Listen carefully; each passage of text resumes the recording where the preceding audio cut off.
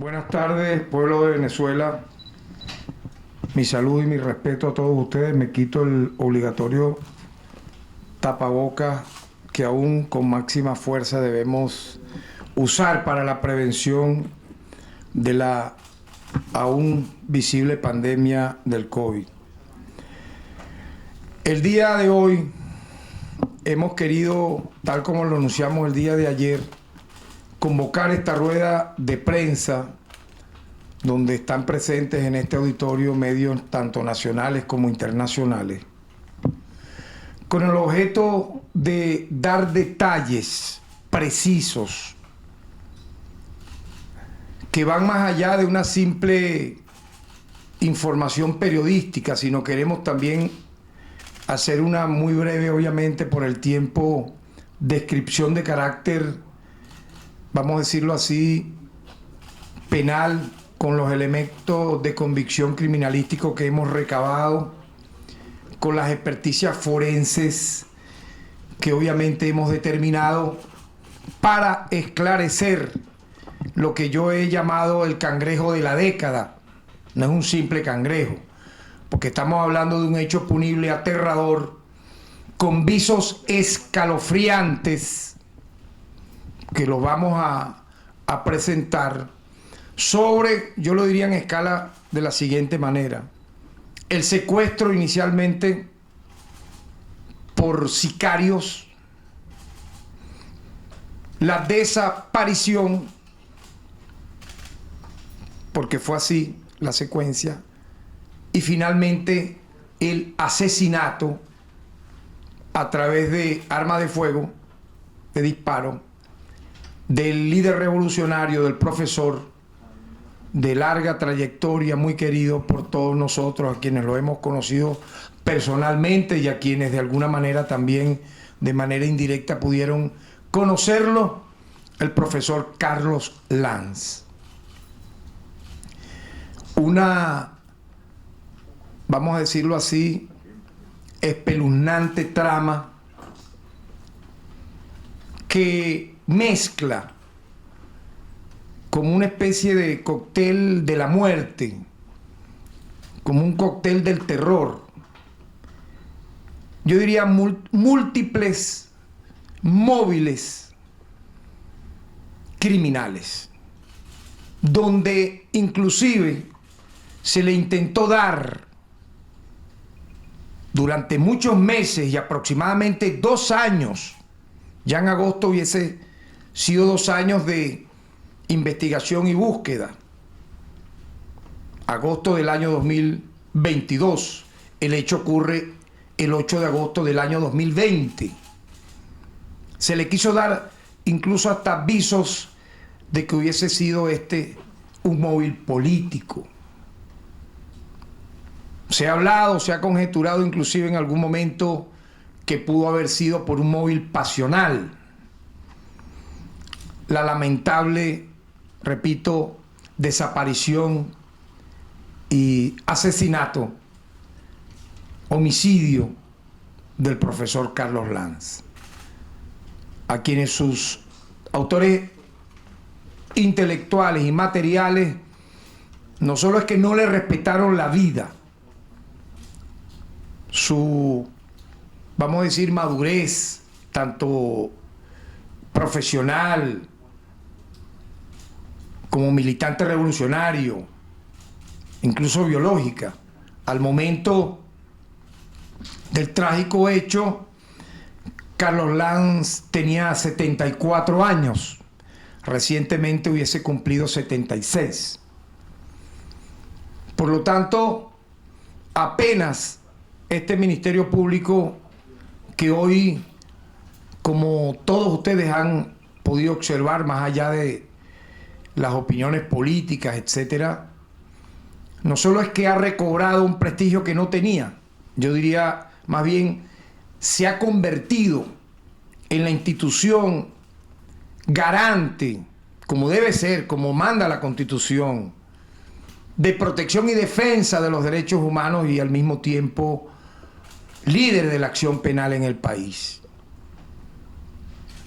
Por méritos propios, por la acción de nuestros fiscales, de nuestros directores, de nuestros abogados, de nuestros empleados, trabajadores, que le ha dado este prestigio que hoy tiene el Ministerio Público y que efectivamente muchas veces de un, yo diría, pero muy bajo perfil, como en este caso ocurrió, pero trabajando diariamente, porque yo pudiera decirles todas las apariciones públicas que hicimos.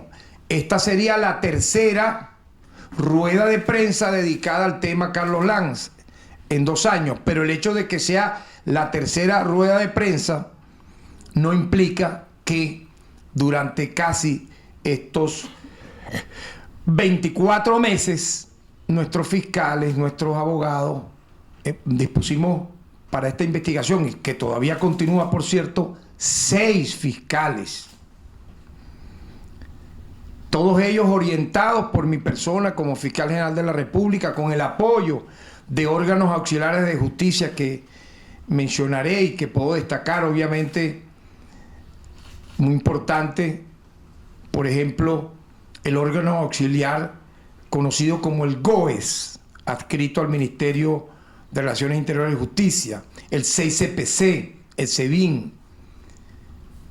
Y obviamente, hay que decirlo, el apoyo moral para nuestra investigación, el apoyo logístico de todo el Estado venezolano,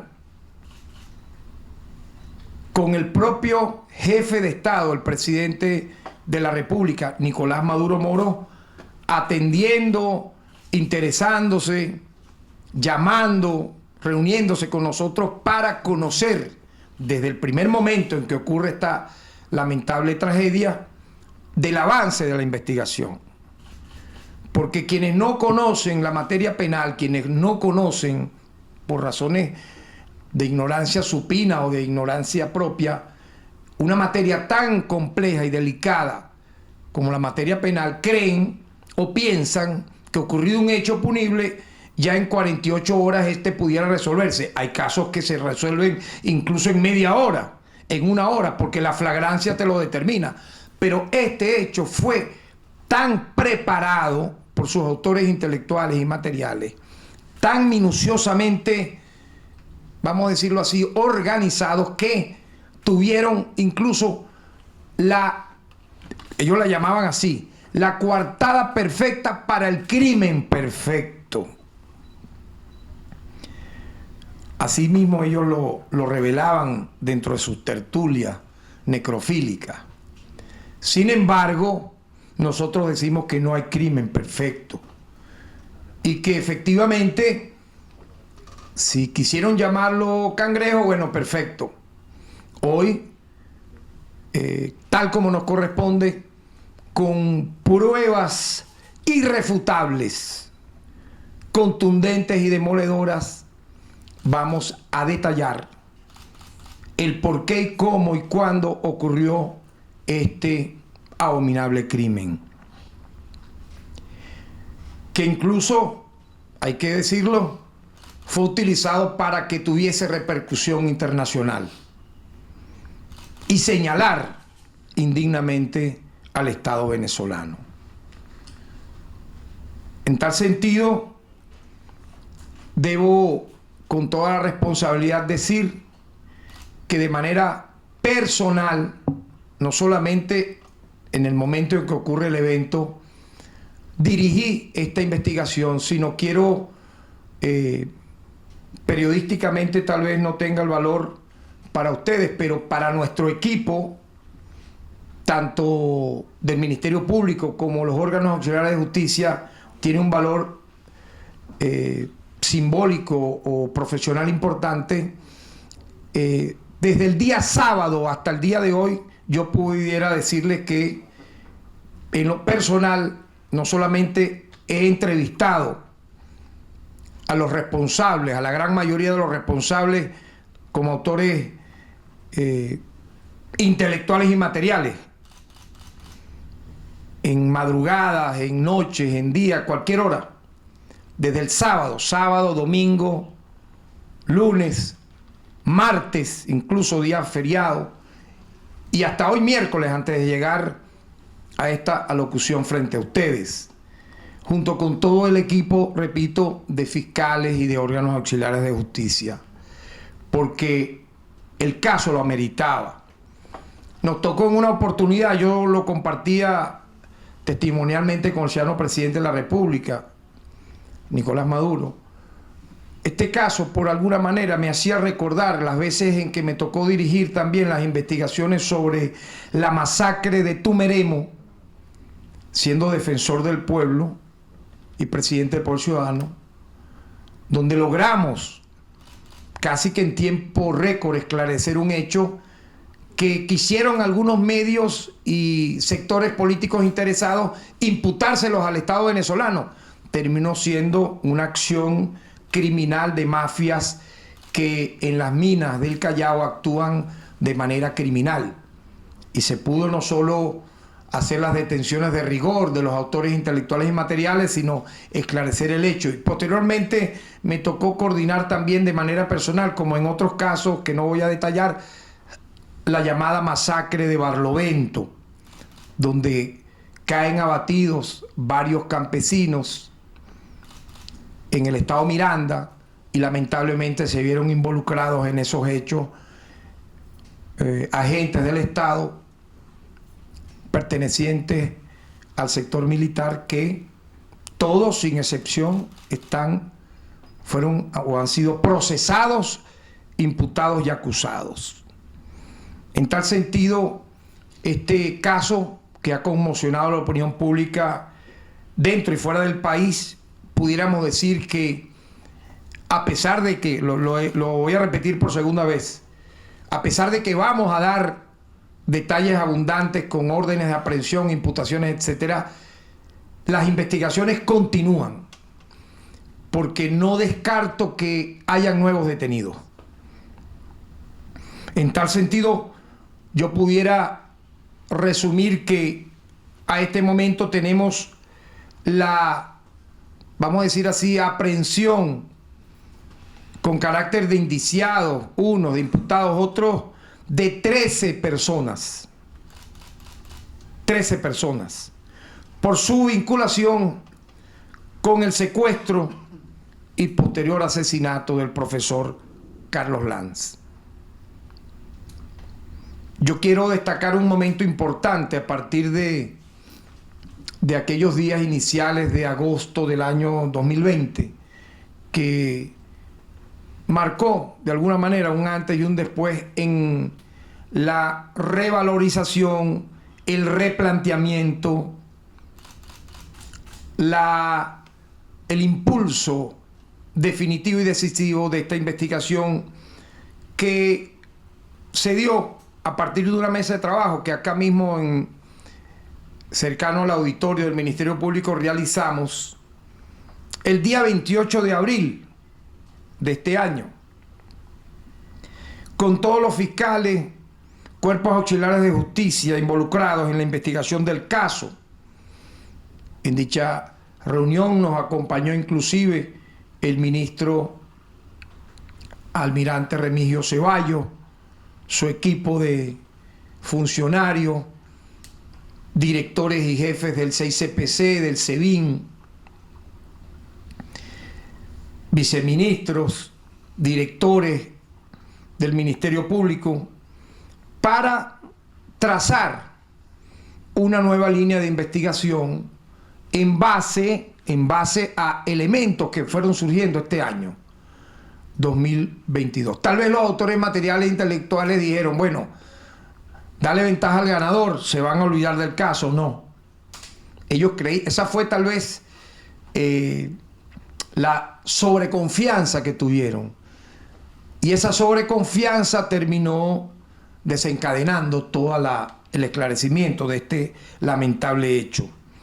Yo pudiera decir que a partir de ese 28 de abril del presente año recobra una reorganización, una revalorización de toda la investigación, la incorporación incluso de más fiscales del Ministerio Público, tanto nacionales como regionales, donde destaco, aparte de los del área metropolitana de Caracas, de los estados Aragua y finalmente Cojedes, Ya explicaré por qué Cojedes. Y destacar asimismo que a partir de ese 8 de agosto del año 2020, cuando se informa de la desaparición del profesor Carlos Lanz, ocurrida en Maracay, estado Aragua, comenzamos a tener algunas evidencias de lo que había ocurrido. Nosotros siempre dijimos que la desaparición fue voluntaria.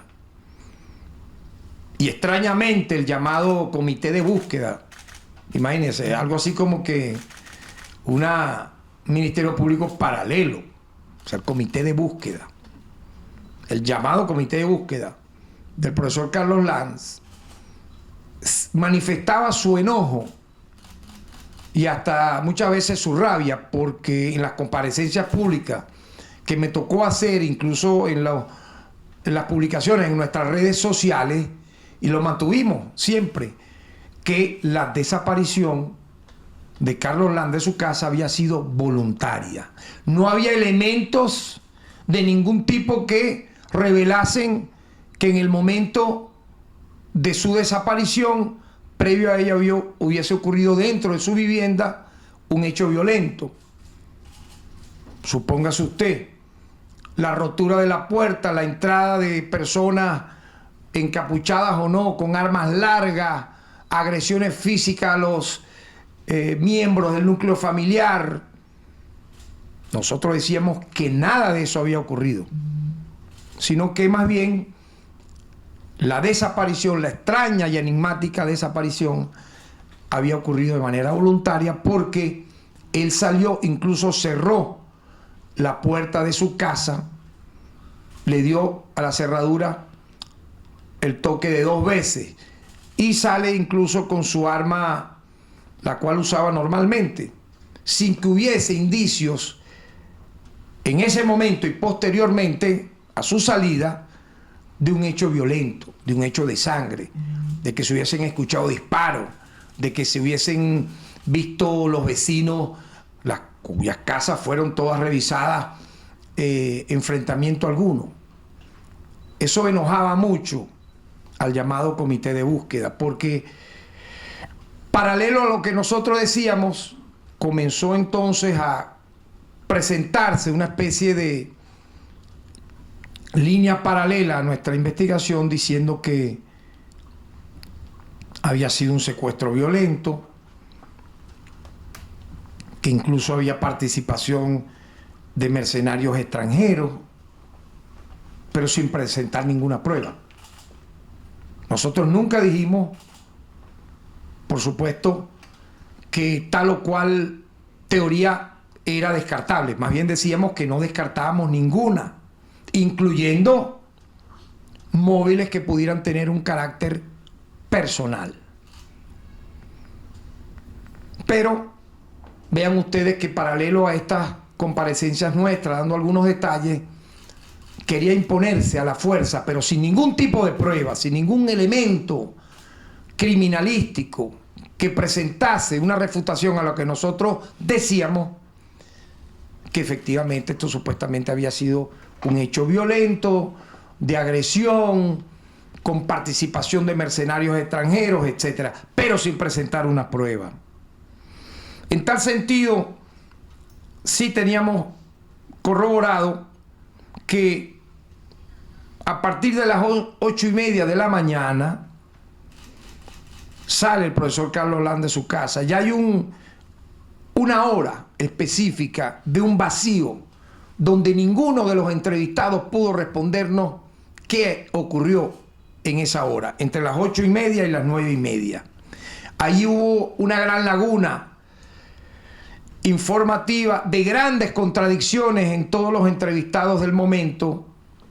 Utilizamos el polígrafo, donde casi todos quedaron siempre, para describirlo de manera coloquial, como mentirosos, como ocultadores de información, frente a esta experticia conocida como el polígrafo.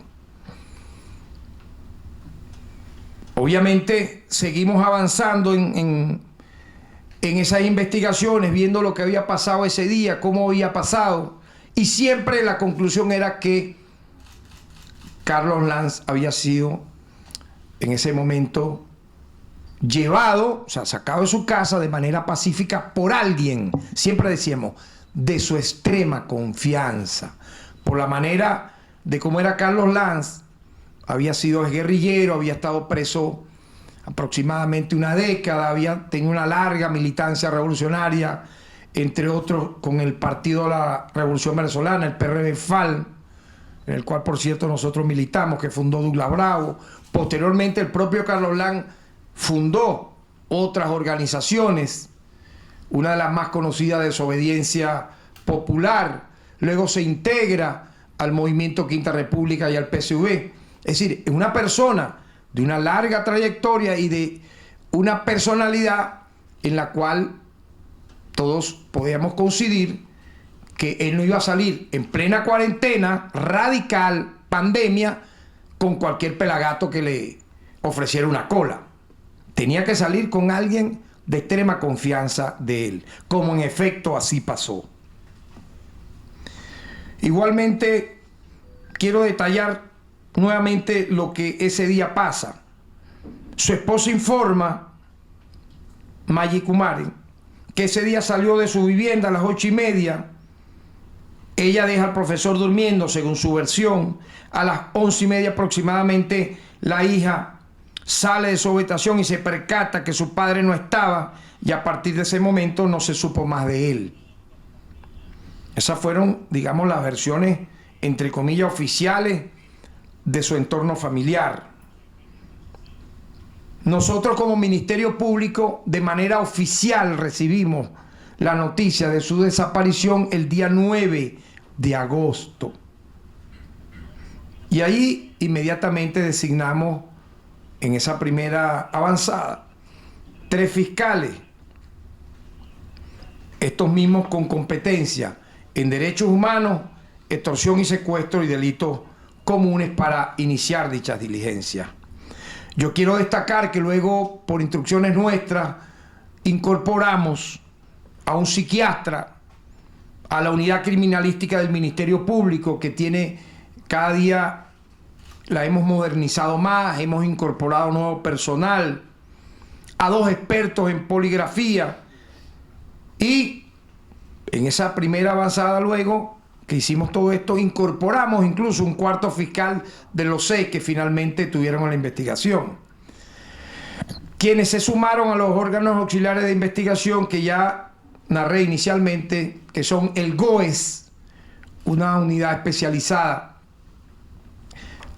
que recientemente crea el ministro Ceballos, adscrita al Ministerio de Relaciones Interiores, el SEBIN y el 6CPC, que nos acompañan obviamente en las pesquisas de rigor. Vean ustedes, calculen cuántas diligencias pudimos nosotros haber realizado. Algunos pudieran pensar que 15, 20. Más de 200 diligencias realizó y va a seguir realizando el Ministerio Público. Yo quisiera destacar algunas de ellas. Obviamente, entrevistas a su entorno familiar, vecinos, equipo de trabajo, amigos, compañeros de ideales, entre otros. Experticias forenses, análisis de telefonía, revisión de movimientos migratorios, pruebas de polígrafo, inspecciones técnicas a su vivienda y a otros sitios, recorrido con drones, análisis de grabaciones de cámaras de seguridad, análisis de perfiles financieros, extracción de contenido de dispositivos de almacenamiento, ensayos de luminol, ojo con esto, ensayos de luminol, que detecta si en algún momento pudo haber en un lugar rastros de sangre.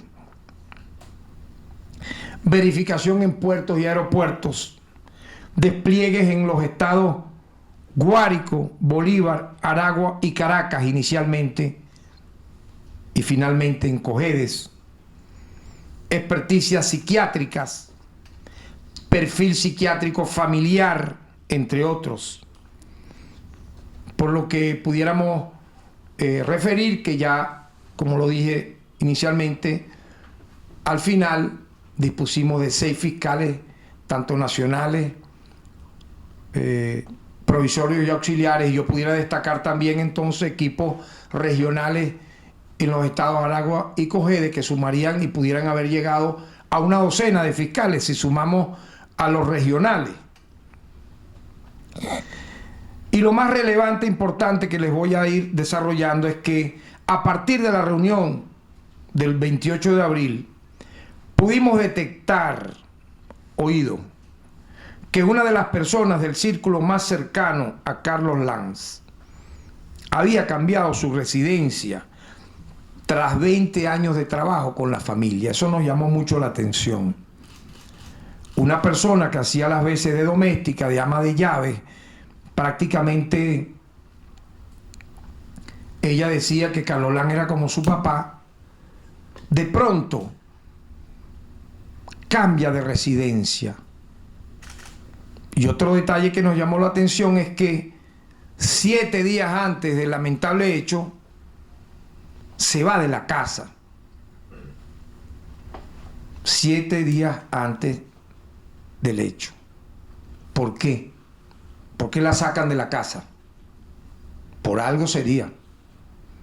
Si tienes 20 años viviendo ahí, ¿por qué de pronto, en plena pandemia, cuarentena radical, te van a sacar de la casa? El hecho de haberse trasladado de Maracay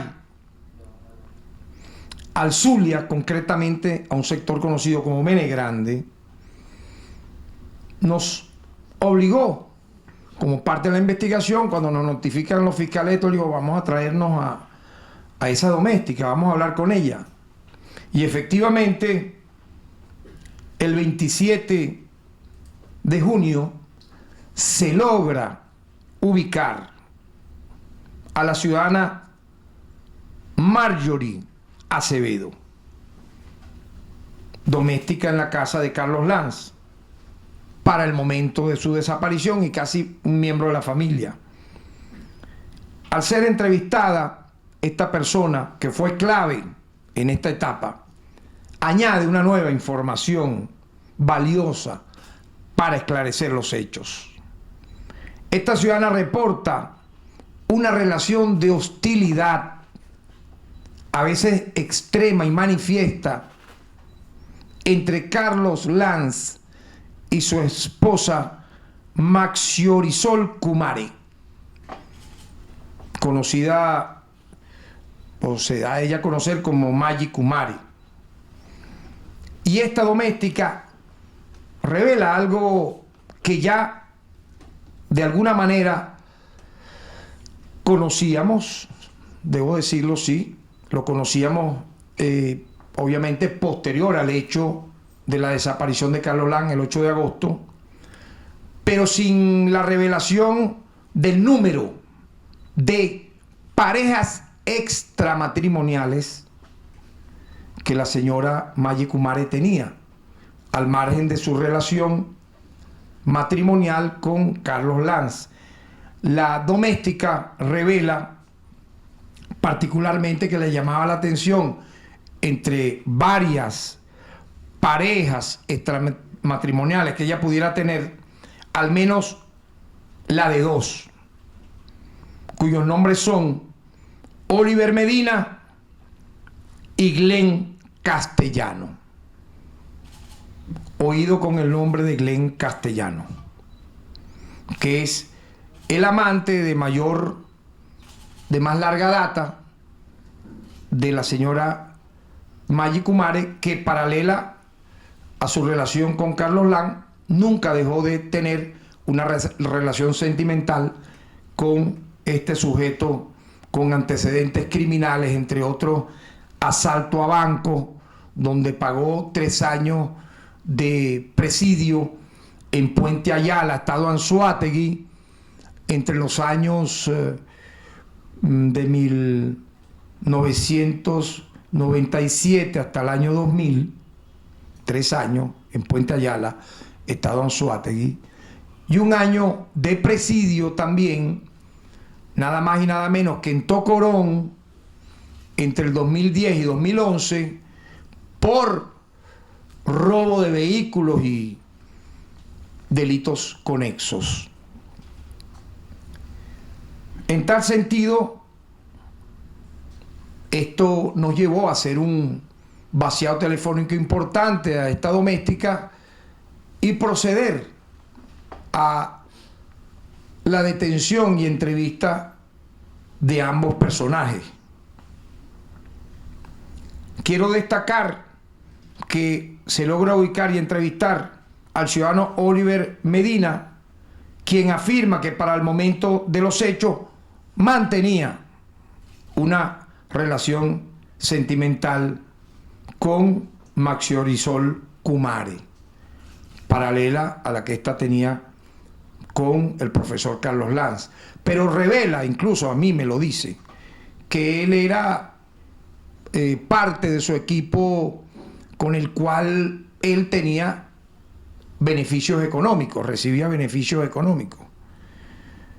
Y reconocía que había otra persona que paralelamente a él, y aún más, decía él, se beneficiaba económicamente de dicha relación.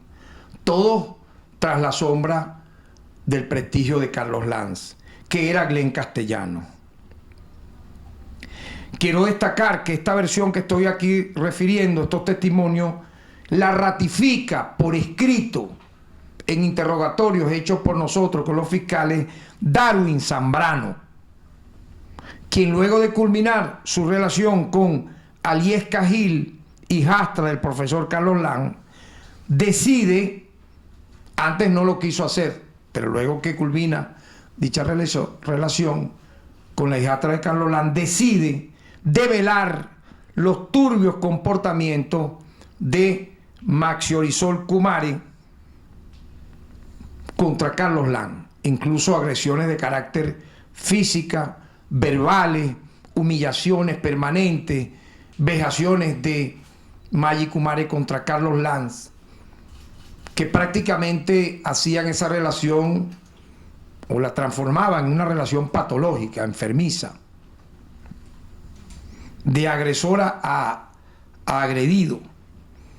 Incluso nosotros, por todo el perfil que veíamos de la señora Maggie Kumare, culminábamos en referir que ella era la típica, o es la típica, tiene el típico perfil psicológico de una persona que sufre del trastorno límite de personalidad fronteriza, TLPF, y también el trastorno de borderline. Personas altamente inestables en lo emocional, en lo familiar, personas de un narcisismo social extremo, personas que llegan a ser agresivas, que llegan a ser impulsivas, que llegan a niveles incluso de cometer delitos, por lo tanto se convierten en sociópatas. No les importa si algún día caen presos o no por cometer un hecho, no les importa su moral, la de su familia, bueno, porque son sociópatas. Esta señora Maggie Kumare registra todo esto que aquí les narro. El trastorno de personalidad límite fronteriza, el trastorno borderline y obviamente la sociopatía propia de alguien que, como ya ustedes podrán estar imaginándose, pudiera estar detrás de este abominable crimen.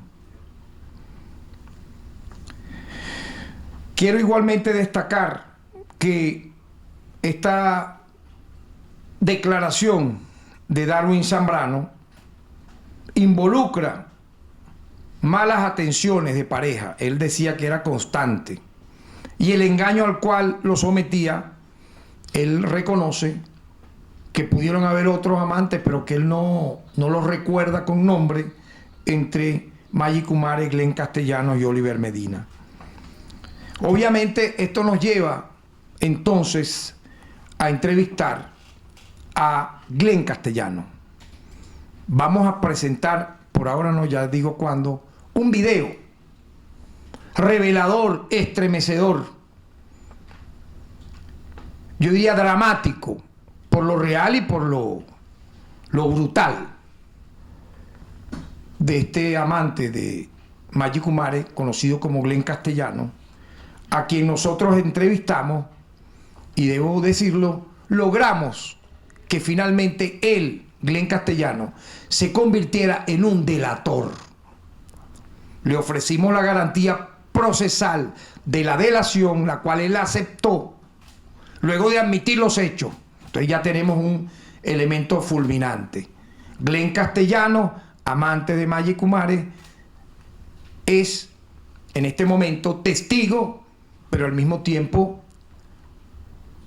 participante directo del crimen, por lo que delató a otros que están directamente involucrados en el hecho y admitió a la vez su participación criminal en el mismo.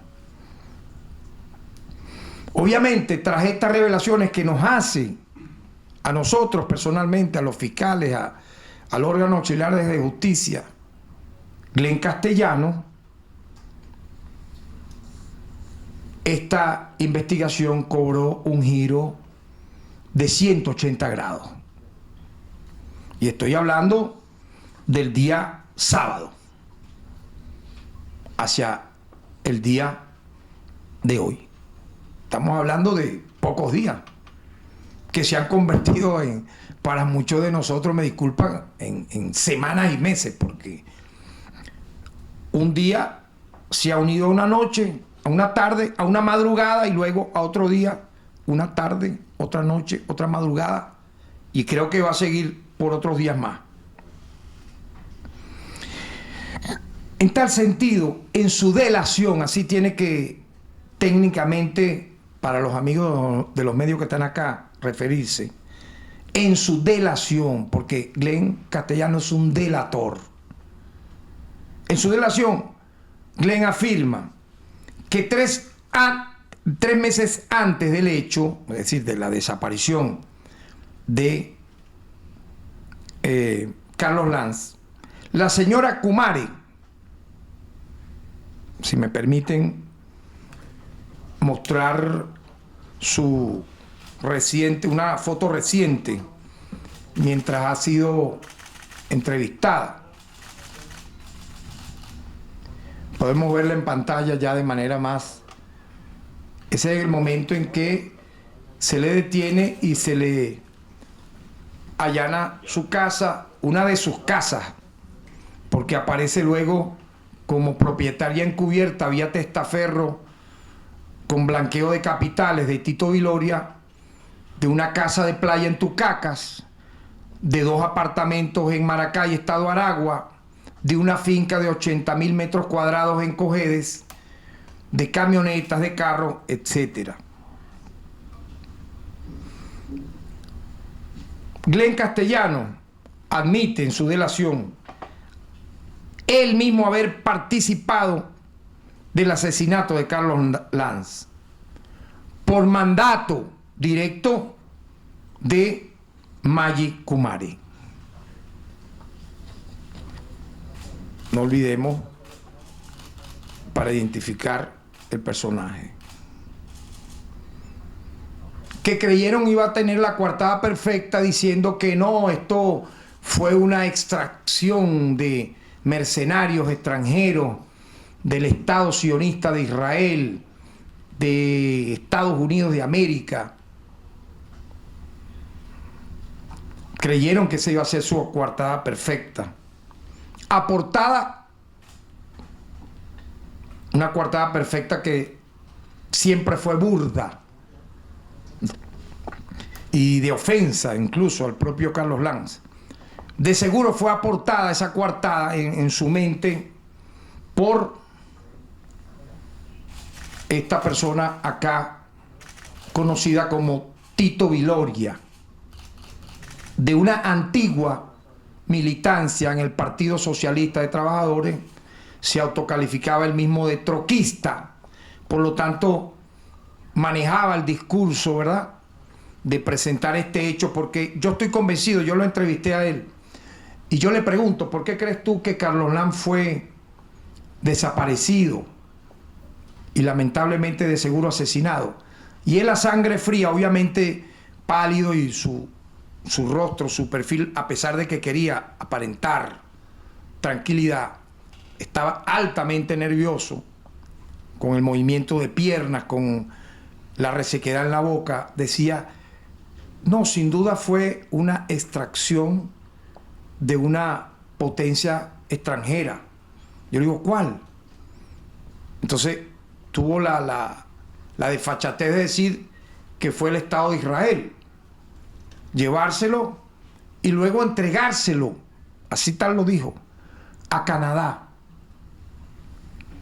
Yo digo, dame las pruebas de eso, dame las pruebas, dame los elementos.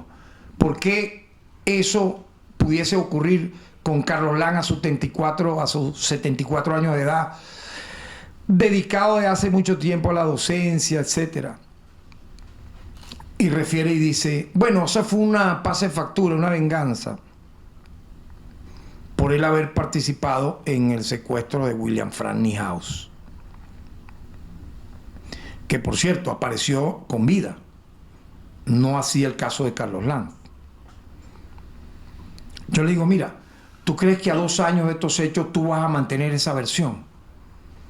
Y a mí, en lo personal, me lo dijo, habían fiscales nacionales, habían funcionarios del 6CPC, del SEBIN, del GOES, dijo que sí. O sea, ¿cómo es posible que 2 años después Tito Viloria diga, aprovechándose que fue dirigente sindical, que es abogado, que esa fue, según ellos, la razón por la cual desapareció Carlos Lam, sin presentar un solo elemento que reseñara que eso había sido así? Obviamente, una coartada que creyeron perfecta, pero que nosotros nunca, voy a decirlo de una vez, nosotros nunca tuvimos esa coartada con ni siquiera un 1% acá en el Ministerio Público. Voy a hablar del Ministerio Público. Ni un 1% de credibilidad. Nunca. Por múltiples razones que no vale la pena acá describir. Pero es increíble revelar y ver que este señor dijera que a 2 años del hecho, esa era la razón por la cual había desaparecido Carlos Lam. En tal sentido, en los diversos interrogatorios que nosotros personalmente dirigimos y le hicimos a Glenn Castellano, eso fue progresivo. Él hace la siguiente revelación. Él dice que 3 meses antes del hecho, Maggie Kumare le encomienda desaparecer a Carlos Lam, para lo cual ella le aporta a él un pago de $8,000. Que se discriminaron así. Este Glenn Castellano lo dice con la mayor desfachatez. $5,000 para un plan, que luego voy a dar su nombre, de Tocorón, 2 sicarios y 2 sicarios más, es decir, para 3 personas $5,000. Y para él, como el facilitador, el contratador de estos asesinos, $3,000. Incluso refiere y dice cómo eran los billetes. Yo le pregunto, ¿y los billetes qué eran? ¿De $5, de uno, que no se consiguen? Me dice, no, eran de $50 y de 100. Los billetes que le entrega Maggie Kumare 3 meses antes de este brutal hecho. Y hay un dato revelador. Ella le dice, no es solamente desaparecer, o sea, que no se sepa dónde está, es que el cadáver nunca deberá encontrarse. Oído con esto. Luego de su desaparición, o como quieran, secuestro, desaparición y asesinato, el cadáver, le dice ella, nunca debiera encontrarse. Imagínense ustedes. Es decir, no encontrarse implicaría que no aparezca en la quebrada de un río, que no aparezca enterrado a tantos metros de un lugar, de un jardín, de una finca o de un camposanto, que nunca aparecieran los restos. Fue la orden expresa que le da Zaida Maggie Kumare a Glenn Castellano. En tal sentido, ya ello significaba, ella decía que ya estaba harta, delata a Glenn Castellano, dice en su declaración audiovisual y escrita, que ella ya estaba obstinada de la manera como Carlos Lam obstaculizaba sus negocios de corrupción. Porque ella, nos dice Glenn Castellano, a una pregunta que yo le digo, ¿cuáles eran esos negocios? Me dice, bueno, ella manejó mucho dinero, partidas presupuestarias normales como créditos adicionales, siendo directora regional del INSE, Aragua.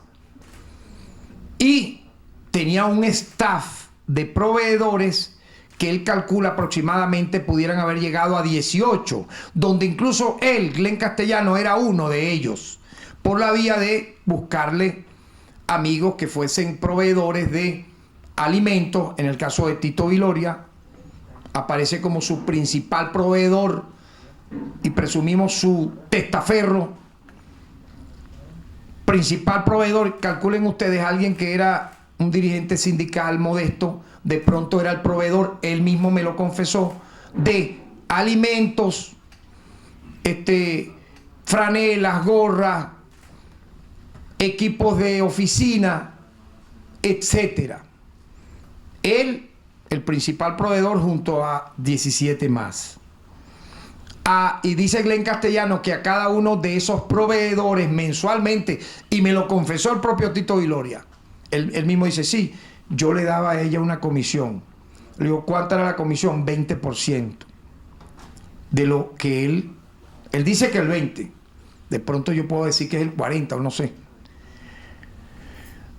Y a cada uno de ellos, el propio Glenn Castellanos dice que él le daba un 20%. Entonces 10 se lo entregaba al proveedor, que en este caso pudiera ser de alimentos, de cualquier cosa, y 10 se lo quedaba a él.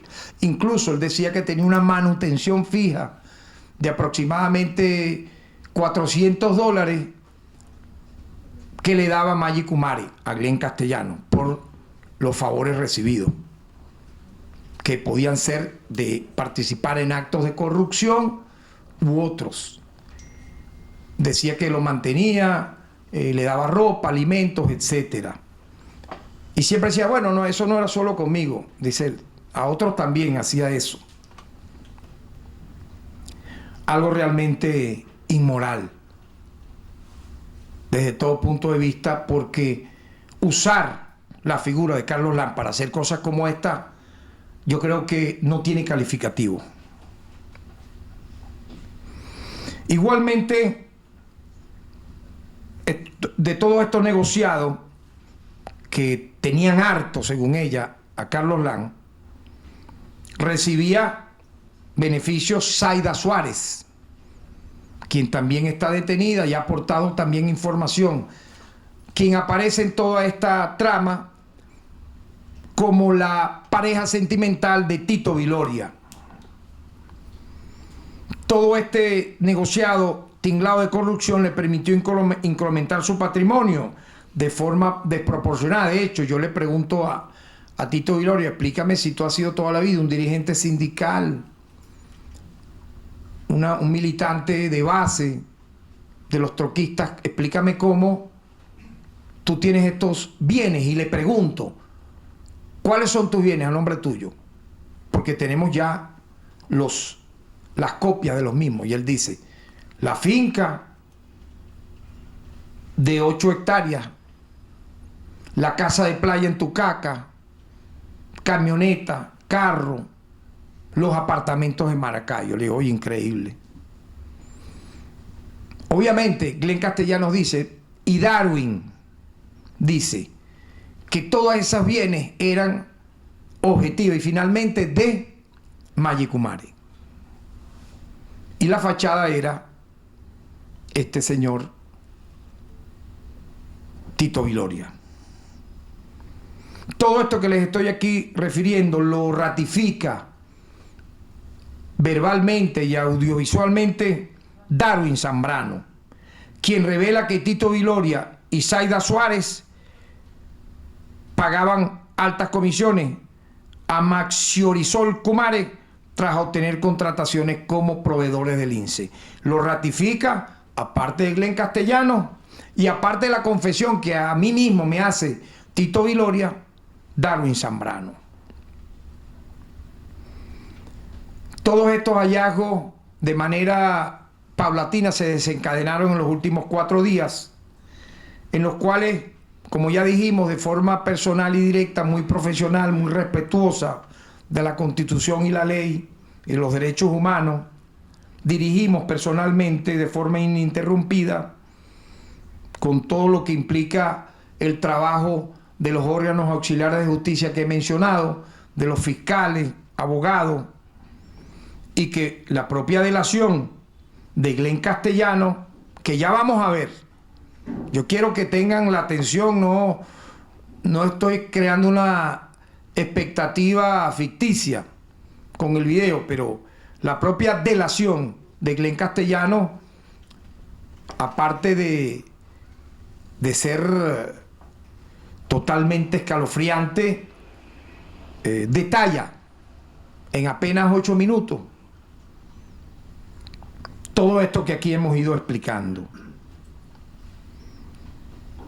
Cuando delata Glenn Castellano y nos habla de esa finca que está en propiedad de Tito Viloria y que, vean ustedes, a partir del hecho de la desaparición de Carlos Lanz, su señora Zaida Suárez, que no dejaba de estar en esa finca, un día sí y un día también, dejó de ir.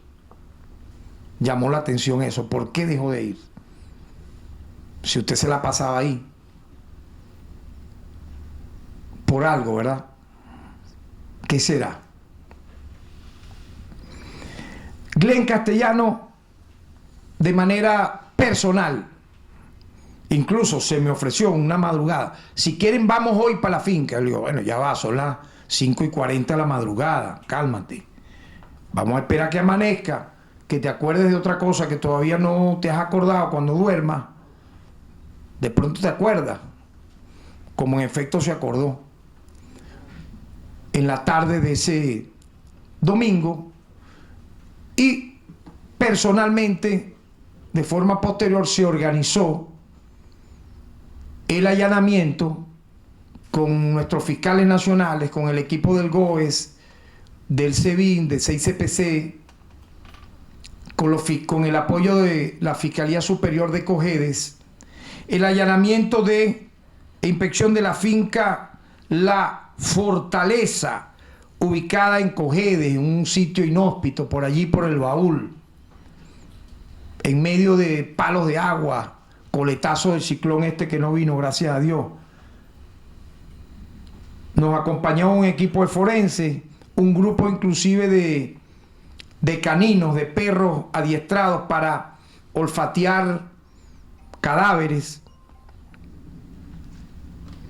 Y obviamente en esa zona tuvimos los siguientes hallazgos: identificación de zonas por parte del equipo canino, importante a nivel de experticia.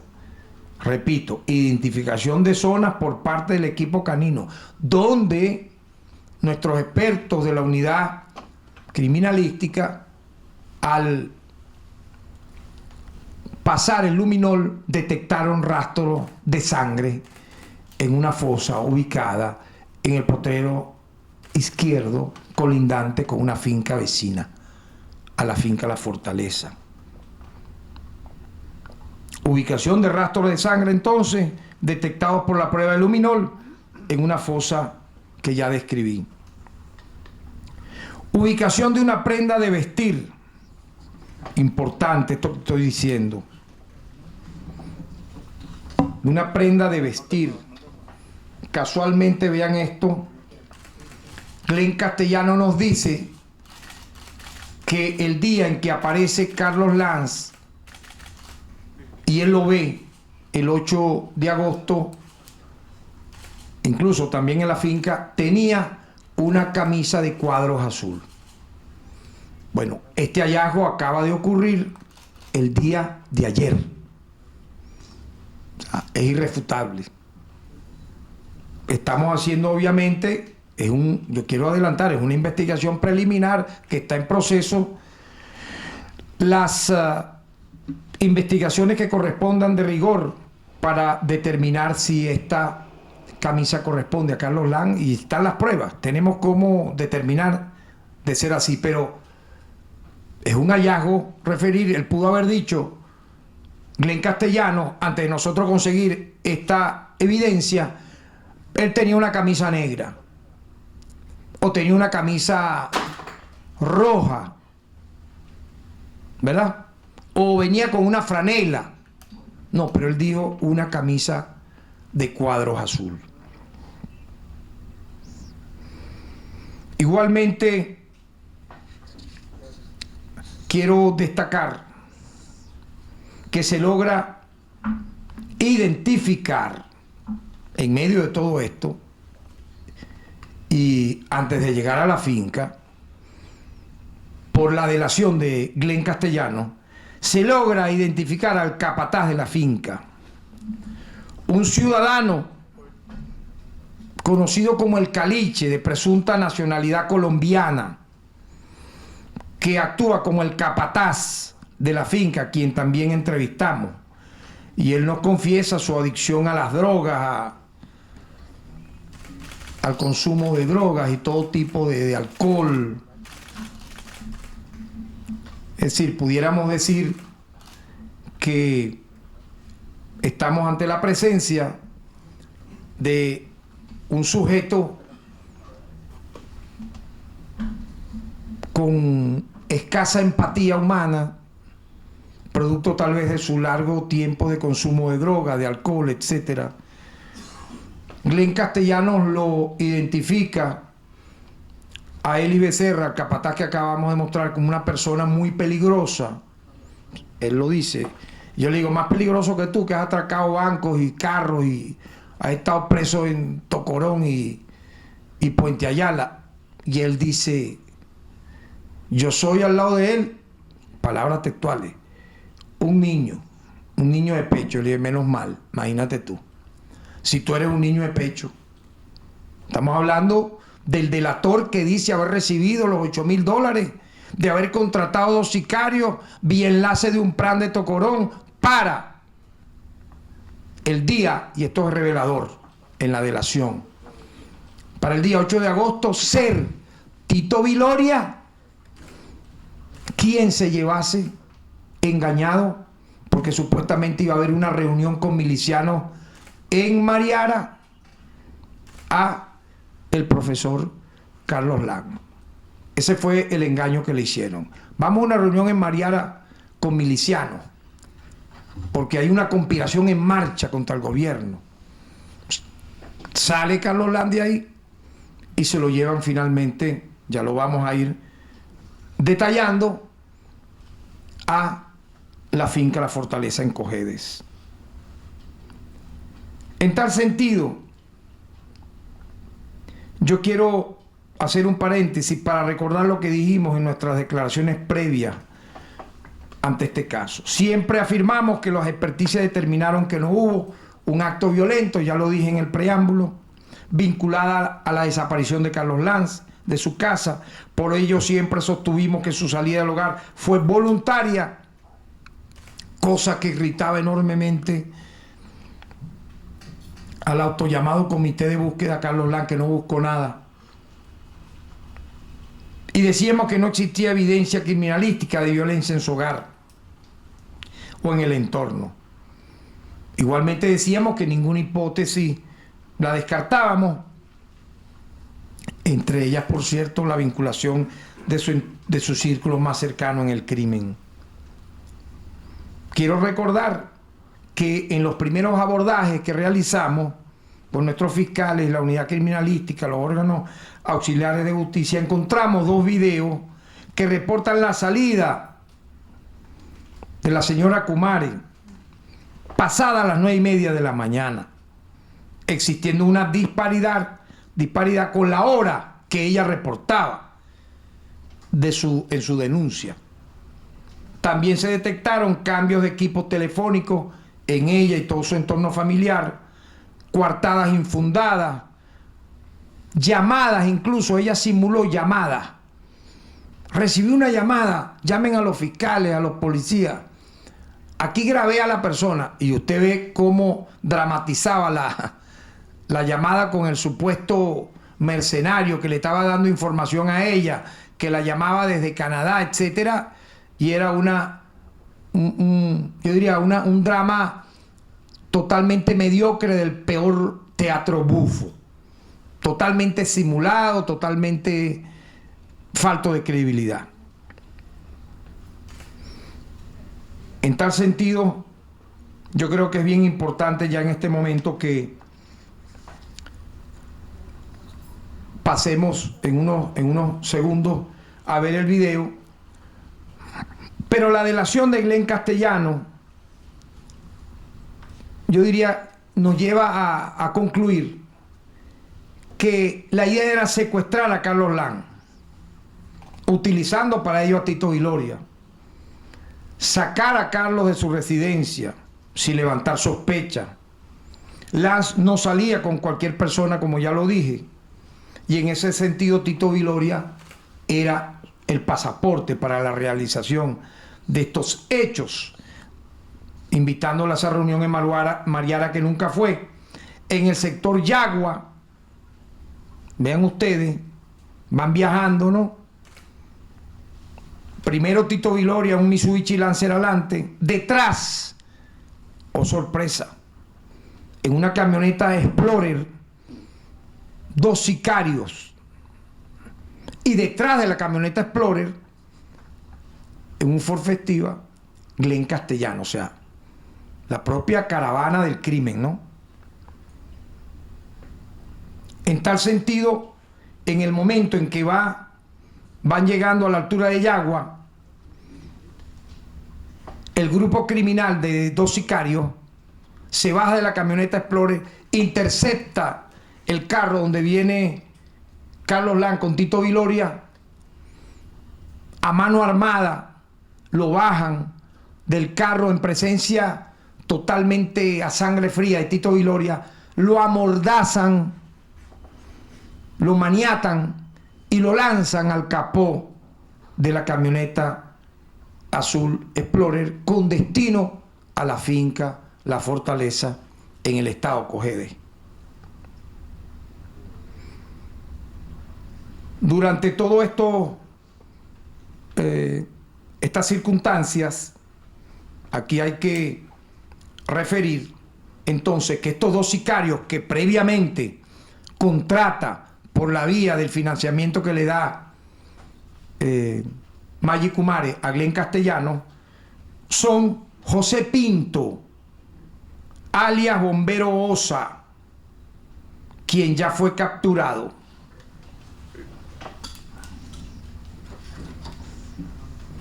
Capturado.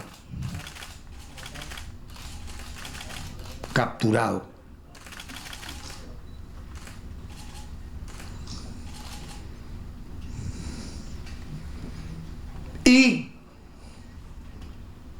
Pedro Basquetbol, ya identificado, pero que no quiero revelar su nombre porque estamos en el proceso de su captura. Obviamente cuando lo secuestran, lo sacan del carro donde va Tito Viloria, lo montan en su camioneta Explorer azul, Ford Explorer azul, lo trasladan a la finca La Fortaleza, previo pago de $5,000.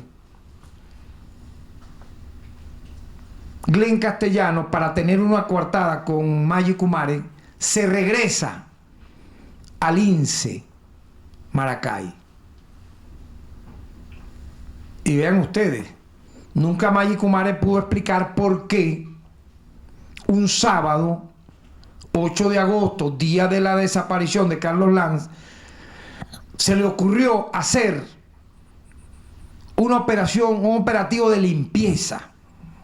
¿Quién limpia una sede de un lugar en plena cuarentena radical, 8 de agosto del año 2020, y se lanza desde las 8 y tanto de la mañana hasta las 5 o 6 de la tarde, y que limpiando un local? Entonces Glenn dice, bueno, para la coartada de dónde estaba él ese día, y él dice, no, yo estaba en el INSE Aragua. En las primeras de cambio, cuando yo lo interrogo, no, yo estaba en el INSE Aragua. ¿Y tú, qué vas a hacer tú en el INSE Aragua? Tú eres profesor, si tú eres un atracador de banco, tú eres un homicida, ¿qué fuiste a dar un curso? O tú pintas la pared, explícame. Entonces, vean esto. No, es que ella me llamó desesperada el día anterior porque quería que yo le diera un libro. Estos son los primeros minutos, la primera media hora la primera vez que yo lo interrogo. Le digo, un libro. O sea, tú eres poeta, tú escribes libros. Que tú le entregues un libro tuyo. Sí, un libro mío, pero ¿qué libro? Entonces él dice, se confunde, bueno, un libro de un tal Andresote. O sea, ella quería leer en plena pandemia un libro de Andresote. Entonces tú vas y se lo fuiste a llevar así, y ahí vi que estaban en un operativo de limpieza. Una coartada infeliz. Pero cuando tú lo abordas y le preguntas, él decía, bueno, si algún día me llega a detener, yo decía, no, es que yo estaba en el INSE, y efectivamente estaba en el INSE. Pero previamente no estabas en el INSE, estabas montado en un carro, siendo vamos a decir así, el vehículo custodio que iba en la retaguardia donde andaban los criminales, ¿verdad? Prácticamente retando y posteriormente cruzando el camino para secuestrar a Carlos Lanz. Eso sí no lo dijo en la primera de cambio del interrogatorio. Obviamente que luego de una hora y media cambió la versión.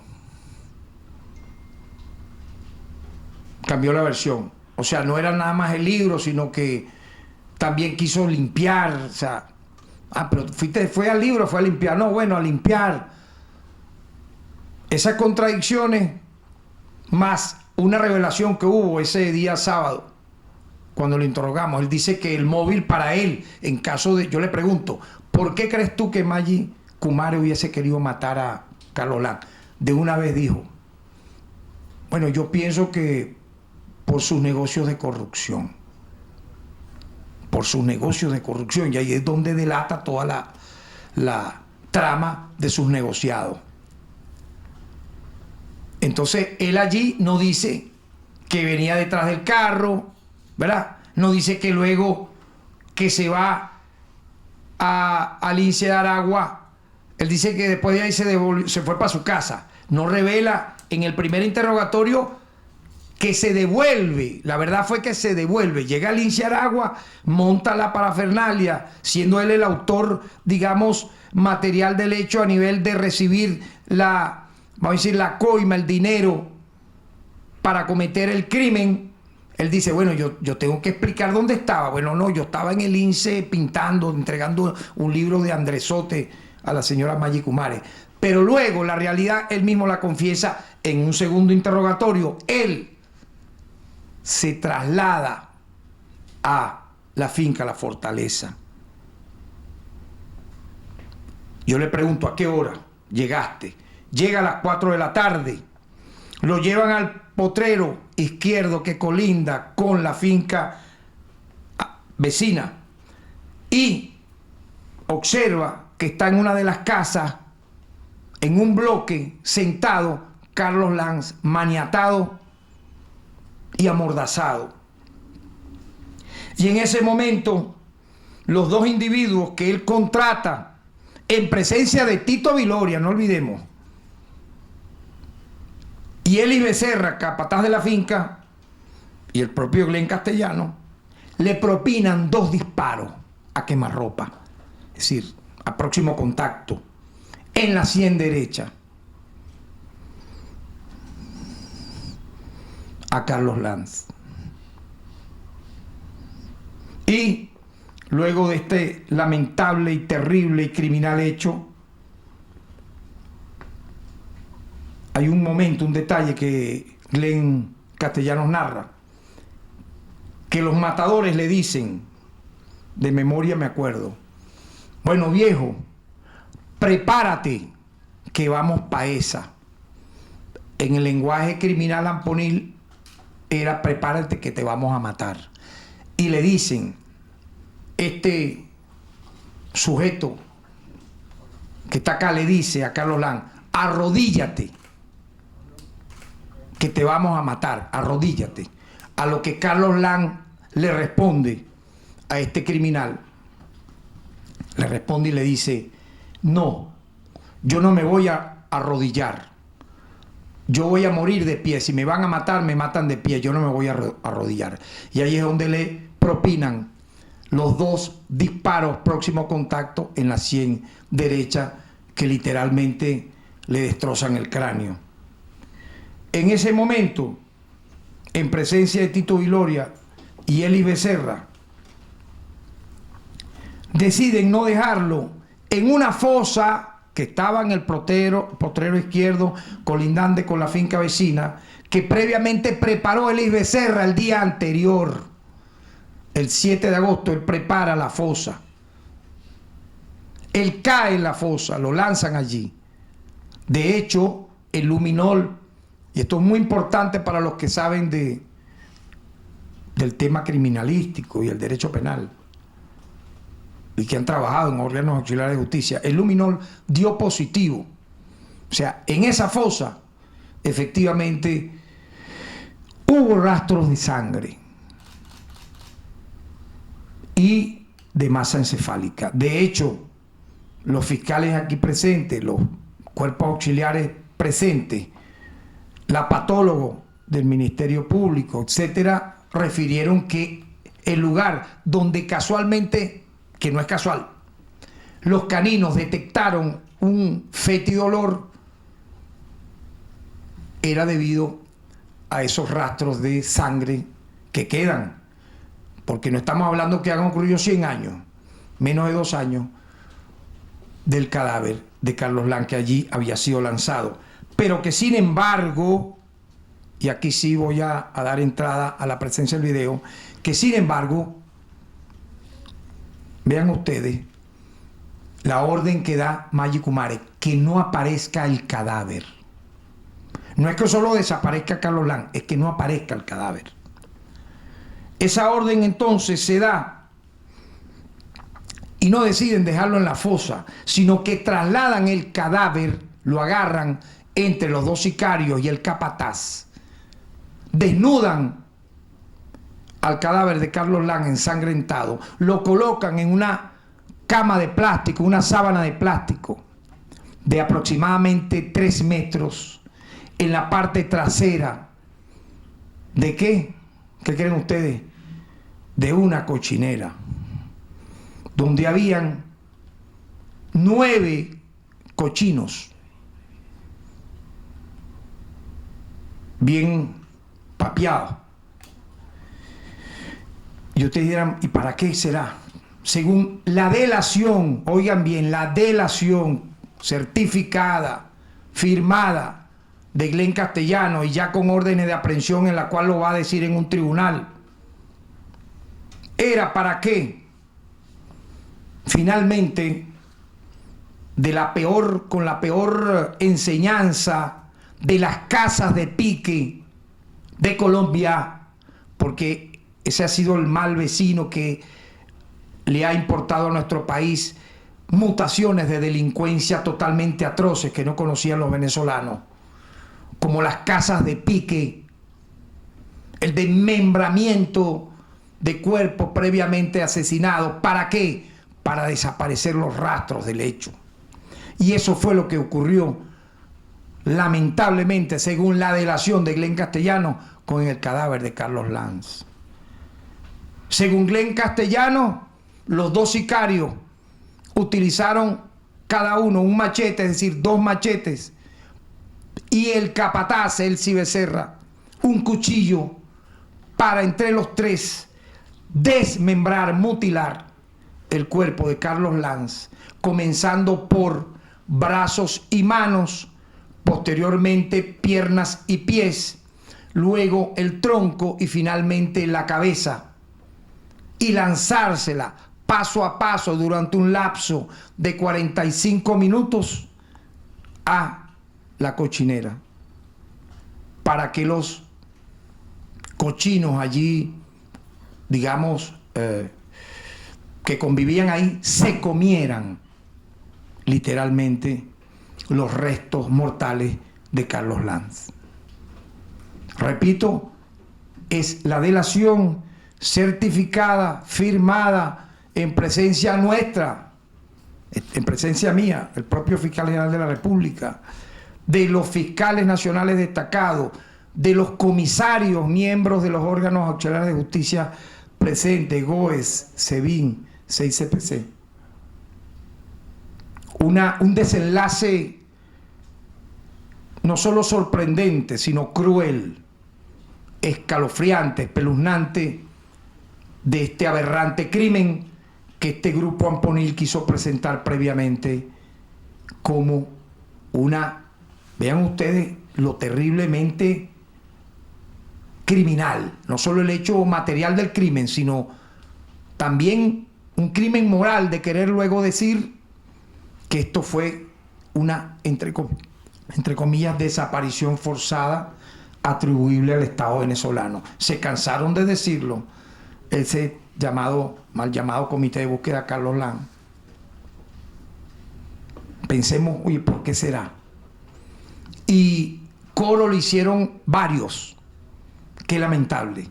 Sin tener experticia, sin haber investigado, varios hicieron coro. Irresponsables, todos. Que sin tener elementos de convicción, sin presentar pruebas, le hicieron coro a esto. No solo en Venezuela, sino fuera de Venezuela. Y se frotaban las manos y decían, no, vamos a presentar este caso ante los organismos internacionales de justicia, etcétera, porque en Venezuela no hay justicia, no se está investigando. 200 diligencias en casi 2 años, sin descanso, todos los días. Nosotros diciendo, ¿dónde está Carlos Lanz? ¿Qué pasó aquí? ¿Por qué la señora miente? ¿Por qué en los polígrafos todos mienten? ¿Por qué ocultan información? Bueno, por esto abominable que hemos aquí referido, imitando lo peor de la parapolítica colombiana con las casas de pique, se da el desenlace del secuestro, homicidio, sicariato y desaparición de Carlos Lanz. Por lo tanto, yo quisiera que por favor viésemos con atención un video muy corto que hicimos, no lo quisimos alargar, de 8 minutos, es muy importante, de este delator y criminal Glenn Castellanos. Adelante. Buenos días. Hoy 5 de julio del 2022, son las 7:20 de la mañana. Voy a dar las siguientes declaraciones referente al tema. Sus datos. Mi nombre es Glenn Rafael Castellano Hernández, cédula 1726356. Voy a hacer un resumen que tiene que ver con los acontecimientos de la desaparición de Carlos Lanz.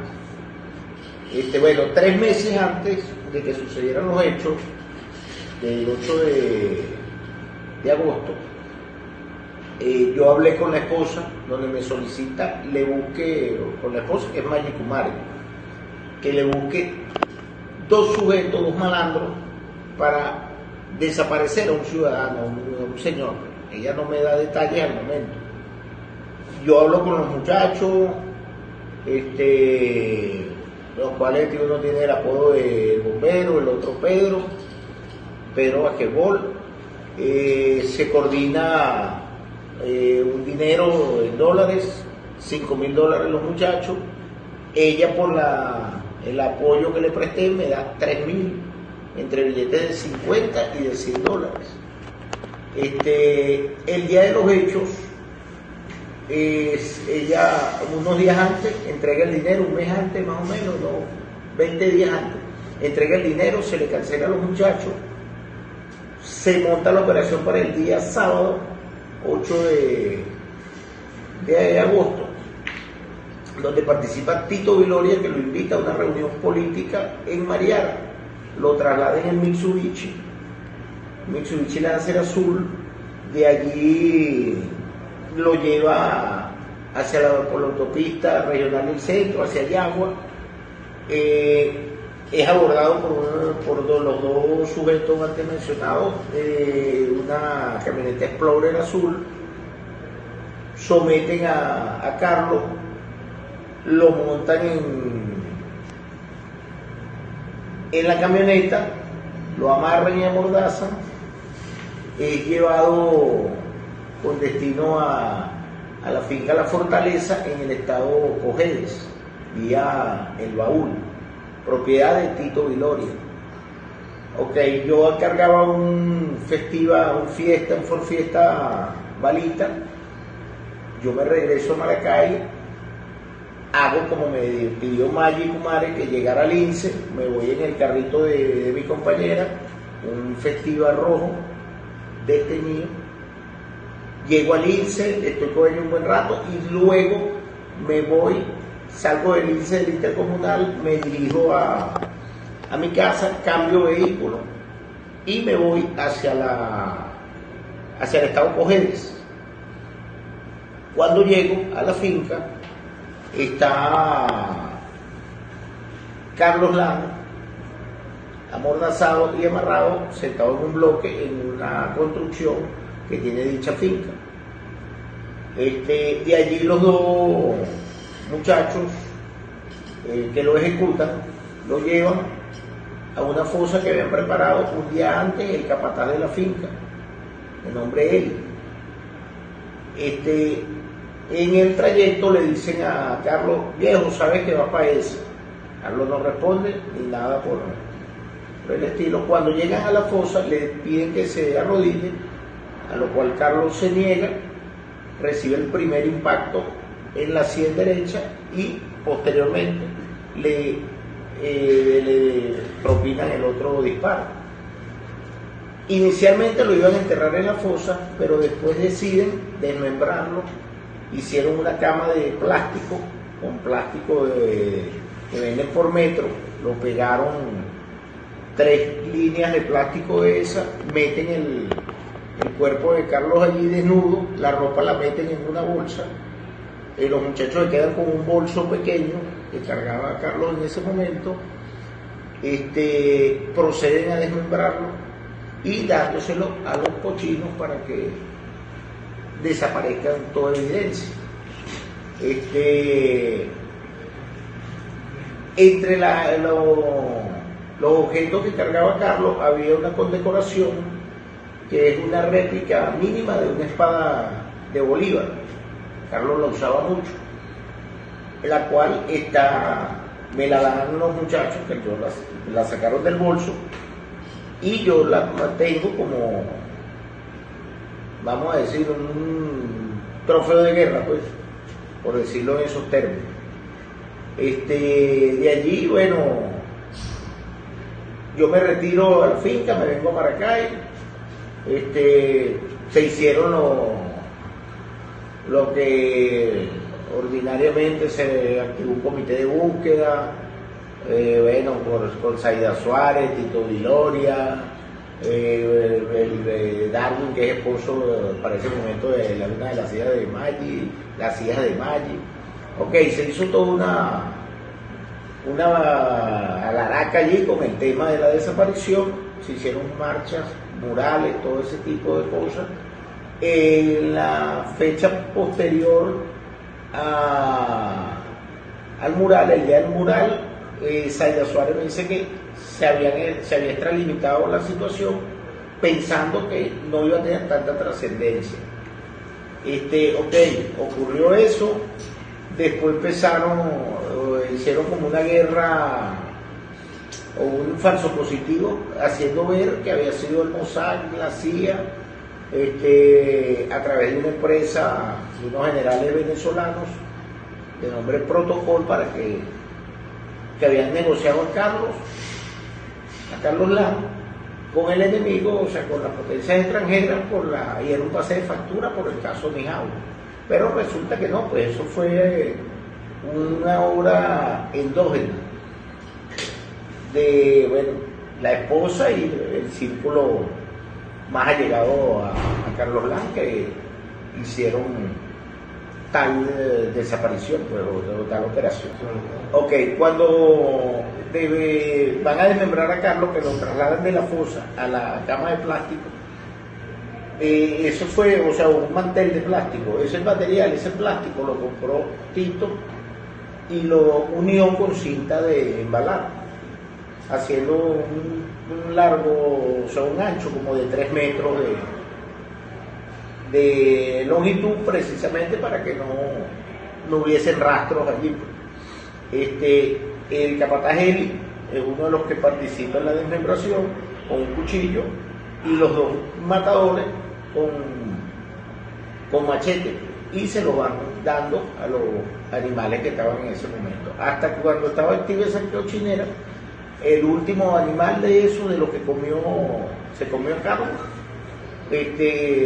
lo mataron fue en diciembre, que era el único de ese momento que suceden los hechos.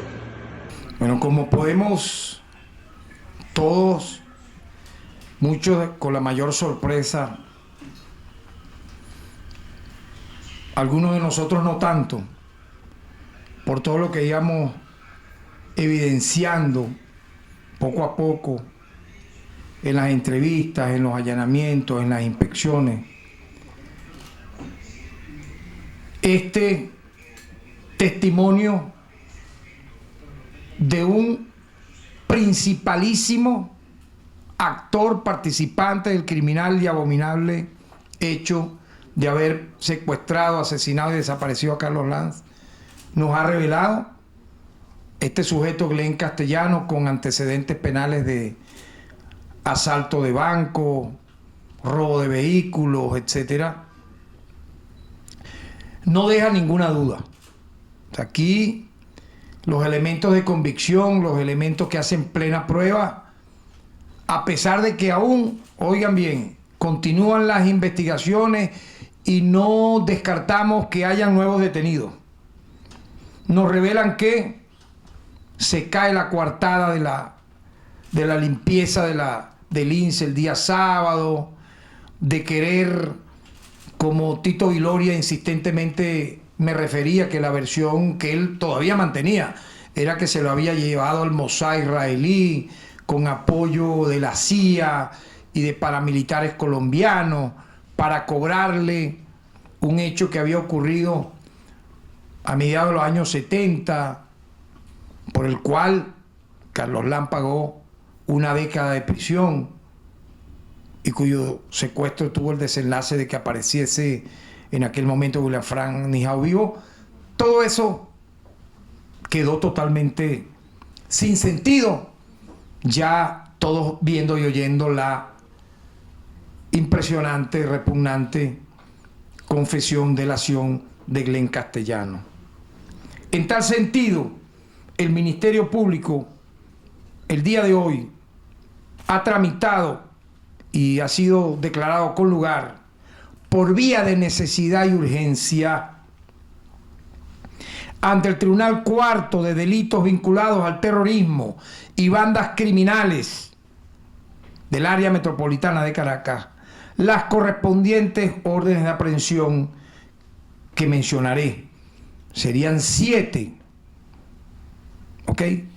7 órdenes de aprehensión, 6 imputaciones en despacho fiscal, que serían así: Maxiorisol Kumare Sequera, esposa de Carlos Lam, coautora.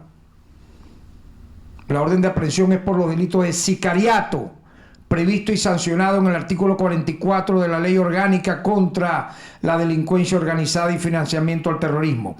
Asociación para delinquir, previsto y sancionado en el artículo 37 de la Ley Orgánica contra la Delincuencia Organizada y Financiamiento al Terrorismo. Corrupción, previsto y sancionado en el artículo 64 de la Ley contra la Corrupción. Simulación de hecho punible, previsto y sancionado en el artículo 239 del Código Penal. Glen Rafael Castellano Hernández, pareja extramatrimonial, sentimental de Maggie Kumare, quien aparece como coautor, testigo presencial y obviamente delator de estos hechos, los delitos de sicariato, asociación para delinquir, simulación de hecho punible. Para Tito José Viloria Carrillo, coautor de estos hechos, la orden de aprehensión es por sicariato, asociación para delinquir, concierto para celebración de contratos, previsto y sancionado en el artículo 77 de la Ley contra la Corrupción, simulación de hecho punible. Elige Eduardo Becerra Pulido, capataz de la finca, coautor, orden de aprehensión por los delitos de sicariato, asociación para delinquir, simulación de hecho punible. José Antonio Pinto Moreno, autor material, sicariato, asociación para delinquir. Eli Enrique Pinto Moreno, autor material, capturado, sicariato, asociación para delinquir. Zaida Elizabeth Suárez, coautora, que aparecía como comadre, amiga, confidente de Maggie Kumare. Sicariato, asociación para delinquir, concierto para celebración de contrato, simulación de hecho punible. Hasta aquí las órdenes de aprehensión. Y las imputaciones serían estas. Darwin Alejandro Zambrano, quien era pareja de la hijastra de Carlos Lanz, encubrimiento en el delito de sicariato, de conformidad con lo establecido en el artículo 254 del Código Penal. Simulación de hecho punible. Oliver Alexander Medina Sánchez, amante y pareja extramatrimonial de Maggie Kumare, encubrimiento, simulación de hecho punible. Marjorie Carolina Acevedo Durán, doméstica, encubrimiento, simulación de hecho punible. Diego Alexa Atertoa Tamayo, amigo del cuñado, encubrimiento. Aliesca Berenice Gil Kumare, hijastra, encubrimiento, simulación de hecho punible. Aviala Esperanza Lanz Kumare, hija, encubrimiento, simulación de hecho punible. En tal sentido, quiero de esta manera que hemos considerado necesario detallar, precisar en lo, vamos a decir así, en el perfil psiquiátrico, en el perfil psicológico, pero también en los aspectos obviamente irrefutables de carácter criminalístico, de carácter técnico policial, ajustado a lo que establece la Constitución y la ley, en todo lo que revela la importante delación de Glen Castellano, quien incluso me refirió que antes de desnudar el cadáver de Carlos Lanz, él mismo le quitó a Carlos Lanz un broche en miniatura que era la réplica de la espada del libertador Simón Bolívar, y que incluso él dice lo tiene para sí como un trofeo de guerra. Yo le dije, será un trofeo del inframundo, del infierno, por haber supuestamente participado en este abominable crimen, en donde debo recordar que Carlos Lanz, en honor a su militancia revolucionaria, cuando estos sicarios le dicen que se arrodille para matarlo, dijo: no, si me van a matar, yo muero de pie. y así ocurrió. Me han referido acá, nos acompaña el ministro de Comunicación Freddy Ñáñez, que inclusive se ha dispuesto por parte del MINSI, ciudadano ministro, agradezco su cooperación, la presencia de unos periodistas que previamente han querido hacernos unas preguntas. Voy a responder muy corto, les pido que sean precisos en las preguntas, por favor, para yo también ser corto y preciso en la respuesta. Por últimas noticias tenemos a Eligio Rojas. Buenas tardes, señor fiscal. El tiempo que usted ha descrito para la investigación de este caso nos dice que fueron en los últimos interrogatorios, en los últimos días, que fue donde se consiguió la mayor cantidad de datos esclarecedores. ¿Qué trabas hubo en los restantes meses? Si nos pudiera referir a eso. Y segundo, y última pregunta, usted dijo que habían un cobro de $5,000 para un PRAN y 2 sicarios. Mencionó la identidad parcial de los sicarios, pero del PRAN, de este líder negativo, no conocemos. Si nos pudiera revelar la identidad. Gracias. Bien. Gracias, Eligio. Te respondo, empiezo a responderte por la última parte. Si tenemos la reserva legal de la investigación y hemos logrado de manera impecable llevarla, yo no pudiera revelar el nombre del PRAN, que fue el PRAN a quien Glenn Castellano, quien había estado preso en Tocorón, contacta para que a su vez le preste 2 sicarios. Me reservo el nombre de ese PRAN por razones obvias. Por eso digo que aún no han terminado las investigaciones, continúan y no se descartan nuevas detenciones. Y tú me preguntas sobre las trabas. Yo diría que la traba principal fue el núcleo familiar o parte de un núcleo familiar, porque ustedes saben que Carlos Lanz tiene hijos de un primer matrimonio, entre ellos su hijo Alex Lanz, con quien he mantenido una permanente, constante comunicación telefónica durante estos casi 2 años, y quien incluso nos aportó al inicio información muy importante sobre el perfil psicológico y sus acciones al margen de la fidelidad matrimonial y humana hacia Carlos Lanz de Maggie Kumare. Entonces yo diría, no estoy hablando de ese primer círculo familiar de Carlos Lanz, donde destaca su hijo Alex y su hermana, sino el posterior, el que está vinculado a Maggie Kumare. Yo diría que la obstaculización a la justicia por parte de ese entorno fue de manera sistemática, continua y bien, yo diría bien orquestada, bien organizada, para torpedear, obstaculizar, retrasar estas investigaciones, porque cada vez que buscábamos avanzar, entrevistar gente, salían ellos con los escándalos de que el comité de búsqueda se opone a esto. Yo daba una rueda de prensa, salían ellos 3-7 días en batidas negando lo que nosotros aquí decíamos. Entonces yo diría que esa fue la traba principal por parte de ese círculo familiar que lideraba la autora intelectual del hecho, Maggie Kumare. El periodista Román Camacho, periodista de Sucesos. Buenas tardes, señor fiscal. Buenas tardes, Román. La primera pregunta sería sobre el caso del móvil. Se quiso ventilar de que era pasional, de que era político. Las investigaciones que arrojan se trata de muerte por encargo, un sicario.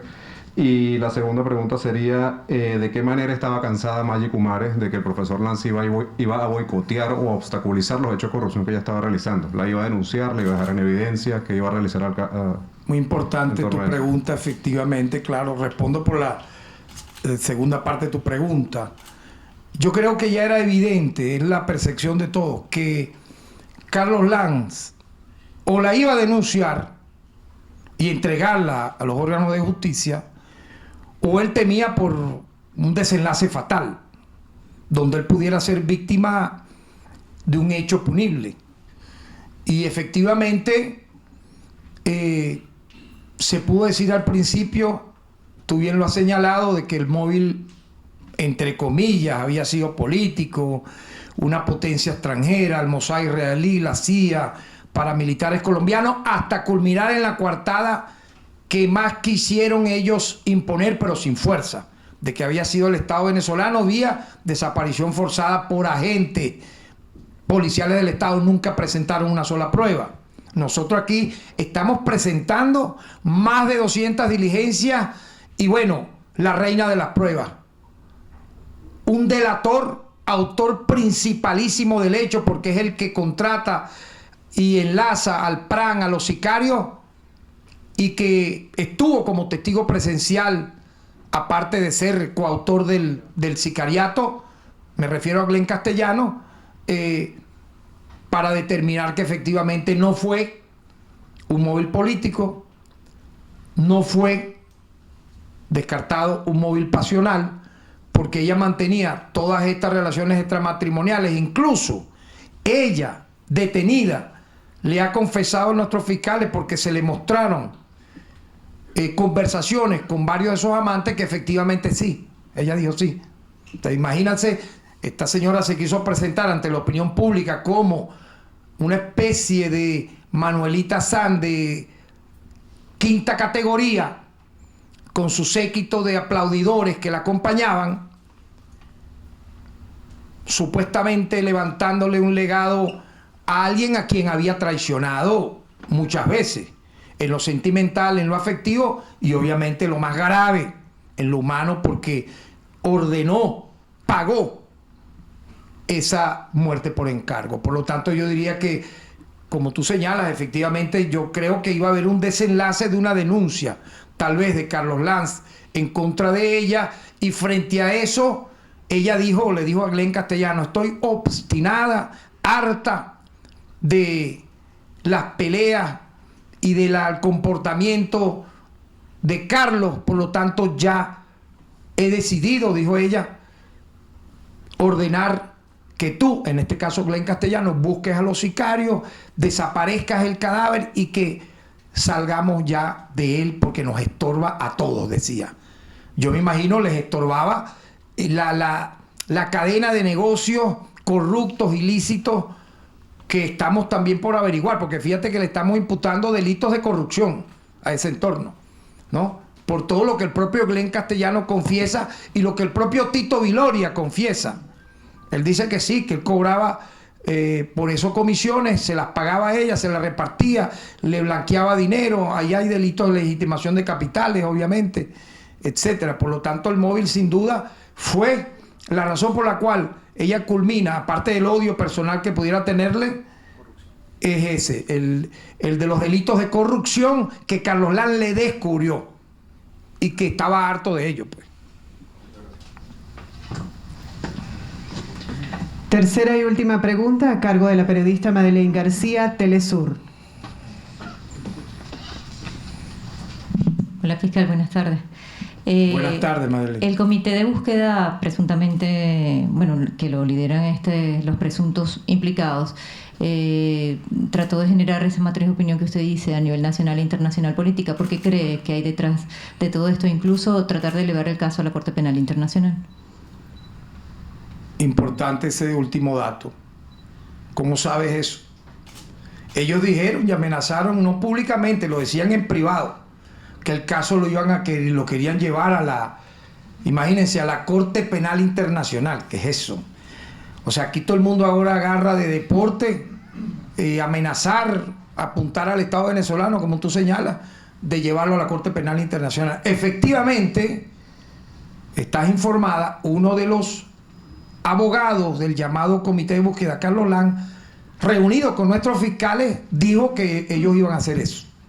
Incluso amenazaba de manera fanfarrona que nos daban un plazo, si en tal tiempo no terminan de resolver el esclarecimiento de la desaparición de Carlos Lanz, ellos iban a trasladarse a La Haya, Holanda. Bueno, imagínate, con gastos pagos, viáticos, ¿quién financiaría eso? No sé, para denunciar supuestamente el caso de Carlos Lam como una desaparición forzada atribuible al Estado. Obviamente, ¿cuál pudiera ser la razón? Agredir al Estado venezolano, sumarse de manera delictiva y criminal, simulando hechos punibles, señalando al Estado venezolano como violador de derechos humanos sin tener pruebas, porque nunca presentaron pruebas. Bueno, yo le digo, bueno, ¿cuáles son las pruebas para que tú acuses a un agente policial, militar o de seguridad del Estado de haber cometido el aberrante crimen de una desaparición forzada? Nunca presentaron esas pruebas. Primero porque para que exista la cualidad de la desaparición forzada tiene que estar comprobado la presencia, la autoría, tanto intelectual como material, de agentes del Estado. Y ellos nunca probaron, pero ni de lejos eso. Primero hablaron de una potencia extranjera, del Mossad, de la CIA, de paramilitares colombianos, y terminaron con esa coartada que tú señalas, sin lugar a dudas, para sumarse al coro infame de sectores políticos donde, fíjate, se unió la presunta extrema izquierda, se unió con la extrema derecha para encauzar un falso positivo de decir que la desaparición de Carlos Lam se debía a una presunta participación del Estado en ese lamentable desenlace y hecho. Cosa que no ocurrió y que ya he demostrado en esta exposición, que incluye la muestra de fotografías, que incluye el audio y la presentación de la delación y la confesión de Glenn Castellanos como coautor, como partícipe directo del hecho, de que efectivamente fue un sicariato, fue un acto aberrante de muerte por encargo, y que efectivamente cuando ellos lanzan esa coartada contra el Estado venezolano, amenazando con ir a la Corte Penal, es la parte escatológica de la política más mediocre, donde algunos se suman, algunos pseudo intelectuales se suman, o algunos coristas de redes sociales, para difamar, para ofender. Inclusive decían que hasta a mi persona. Ese comité llegó a decir, bueno, al fiscal general de la República, Tarek William Saab, lo vamos a llevar a la Corte Penal Internacional por encubridor. O sea, que el Ministerio Público estaba encubriendo, que estábamos haciendo mal las investigaciones. ¿Por qué? Ah, bueno, porque no presentábamos lo impresentable. ¿Qué era lo impresentable? Bueno, decir que un agente del Estado, policial, militar, etcétera, era el responsable, el autor material e intelectual de este abominable crimen. Creo que esa es sin duda la razón por la cual esta gente hizo eso, Madeleine. Muchísimas gracias. Bueno, muchas gracias a todos por la presencia.